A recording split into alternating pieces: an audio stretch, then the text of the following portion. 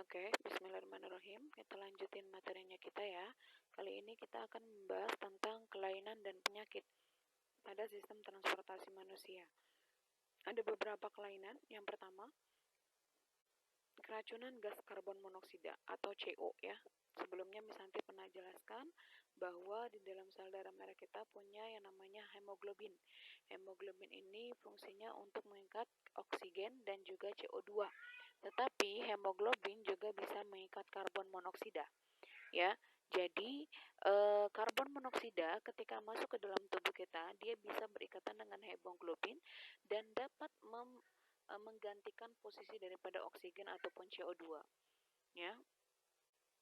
Akhirnya ketika nanti hemoglobinnya lebih banyak mengikat karbon monoksida, sehingga oksigen yang terbawa oleh hemoglobin semakin sedikit.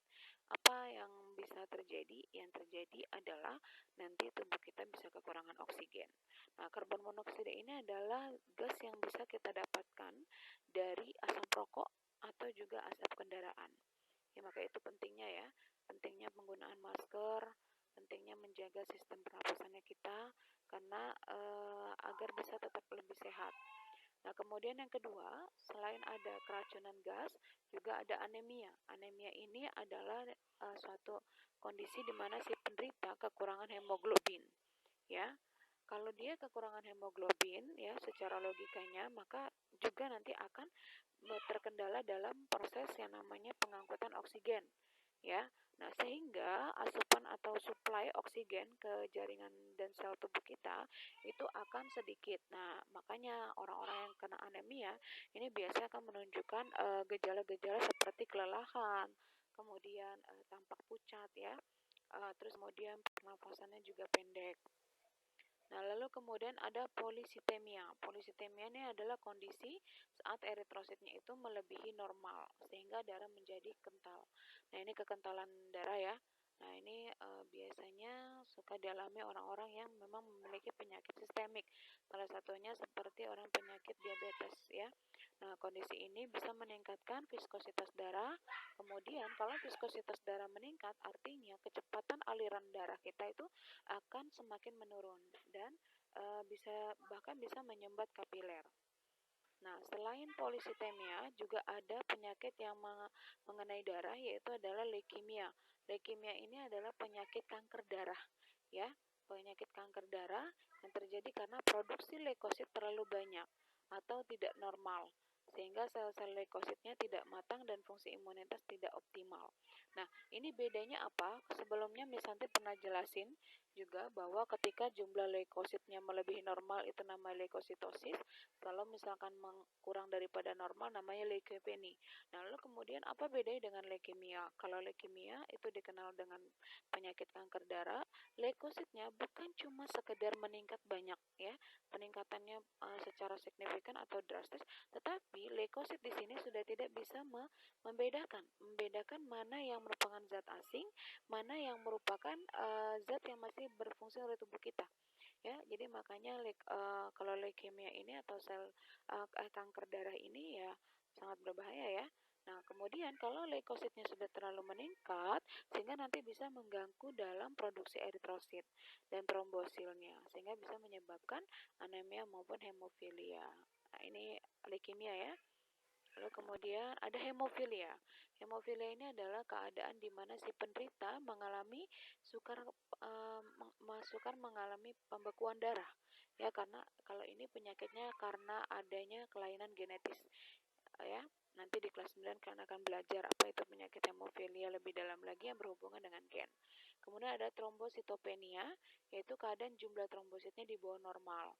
Nah, biasa disebabkan oleh penderita kronis melalui pembuluh darah dan kapiler, bisa juga karena kerusakan trombosit, kurangnya trombosit karena kelainan genetis bisa, anemia perniciosa, terapi obat dan terapi radiasi. Ini banyak ya macam-macamnya penyebabnya ya.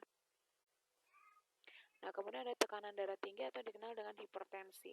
Nah, sebelumnya kita sudah tahu ya, tekanan darah normal dari manusia itu kurang lebih adalah 120/80. Ya, ketika tekanan darah sistoliknya 120, sedangkan tekanan diastolnya adalah 90. Nah, kalau dia sudah melebihi 120/80, maka bisa dikatakan seseorang itu menderita tekanan darah tinggi atau lebih tepatnya bergejala ya, berpotensi hipertensi. Nah, penderitaannya mengalami otot jantung yang bekerja lebih keras, yang akhirnya membesar khususnya bagian bilik sebelah kiri, karena bilik sebelah kiri itu yang memompa darah yang mengandung oksigen untuk menuju ke seluruh tubuh ya. Nah, kalau misalkan tekanan darah ini sangat tinggi, dia bisa menyebabkan penyakit yang lain. Contohnya adalah bisa menyerang atau menyebabkan gagal jantung. Kemudian bisa juga menyebabkan perdarahan otak atau stroke dan juga pecahnya pembuluh darah. Nah, ini sangat berbahaya sekali ya. Maka harus dijaga tekanan darahnya. Nah, kemudian selain ada hipertensi juga ada hipotensi. Kalau hipertensi tadi melebihi 120/80, kalau hipotensi ini adalah kurang dari 120/80. Nah, penderita ini biasa otot jantungnya bekerja lemah, akhirnya mengkerut dan mengakibatkan lemah jantung, stroke karena ototnya kekurangan pasokan oksigen dan tubuhnya lemah. Nah, kalau ini biasanya ya orang yang berdarah rendah gitu ya, lemah jantung ya identiknya. Kemudian yang ke-9 ada varises. Varises ini adalah pelebaran pembuluh darah vena. Akibat katup venanya tidak berfungsi dengan baik sehingga bisa menghambat aliran darah ke jantung. Penyebabnya apa? Penyebabnya biasanya karena terlalu sering berdiri lama. Nah, obesitas juga berpengaruh ya. Faktor risiko bisa terkena varises dan juga orang hamil. Nah, varises ini bisa mengenai bagian pembuluh darah vena di kaki ya, atau juga bisa kalau pada wanita bisa mengenai vagina ya. Kemudian ada aterosklerosis dan arteriosklerosis. Tolong dibedakan.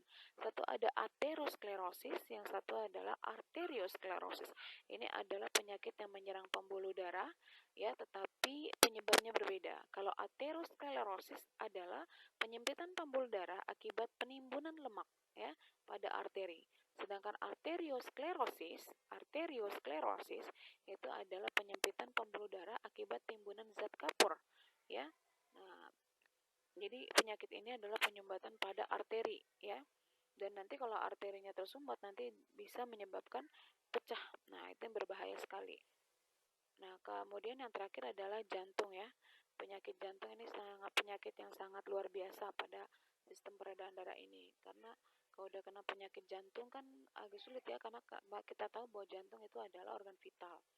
Nah, faktor-faktor penyebabnya apa bisa penyakit jantung? Yang pertama bisa disebabkan oleh kolesterol, ya, kemudian bisa disebabkan oleh hipertensi, merokok, kegemukan, tidak berolahraga, diabetes mellitus, dan juga bisa disebabkan karena kelainan genetis.